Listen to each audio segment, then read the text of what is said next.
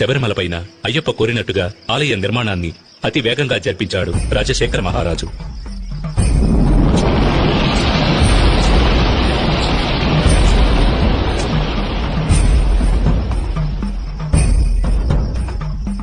ఆ ఆలయంలో జీవిత తత్వాలను వివరించే విధంగా 18 మెట్లను కూడా ఏర్పరిచాడు.